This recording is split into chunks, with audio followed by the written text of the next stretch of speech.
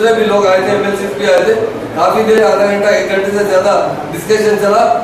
परसों इस महीने के अंदर 2-3 बार हवा बहुत तेजी से चली। हमारा जो महकमा मौसमियात है वो बताता है कि ये वाकया 50 साल के अंदर कभी भी नहीं हुआ, इतनी तेज हवा चली। और इससे पहले जो हमें फुटपाथ पर जो झाड़े लगाए हाइब्रिड के थे, तो बहुत तेजी से बढ़ने के लिए वो मजबूत ना होने की वजह से काफी तकरीबन जब भी हवा चली कभी 200 कभी 150, एक बार तो तकरीबन 1270 दरख्त जो जड़ों से उखड़ के गिरने की वजह से इलेक्ट्रिसिटी का काफी प्रॉब्लम हुआ। उसके लिए काफी लोगों ने, एमएलए ने उस बात का डिस्कशन किया।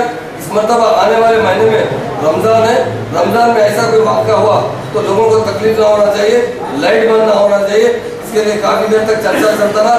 हमारे तमाम अहदेदार यहाँ मौजूद थे, इलेक्ट्रिसिटी डिपार्टमेंट के, GHMC के, वार्ड वर्क से, ये तमाम मिलकर एक बार मीटिंग करते हुए आइंदा किसी को तकलीफ ना होने के लिए अच्छे से अच्छे इंतजाम करने की कोशिश की जा रही है और जरूर की जाएगी। और उसी तरह हर साल की तरह इस साल भी 5 करोड़ रुपए मंजूर किए गए, जो 10 डिस्ट्रिक्ट में, हर डिस्ट्रिक्ट को 50 लाख रुपए भेजे जाएंगे।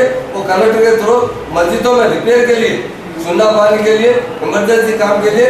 उसके अलावा रमजान के आखिरी रमजान में जो इंतजाम हुकूमत की तरफ से किए जाते हैं, इफ्तार पार्टी और मस्जिदों में इफ्तार, और कुछ कपड़े भी हमारे CM साहब लास्ट टाइम जो लोग उसके मुस्तक में तकसीम किए गए थे, उसके लिए मजीद 15 करोड़ रुपए उस स्कीम में सैंक्शन किए गए।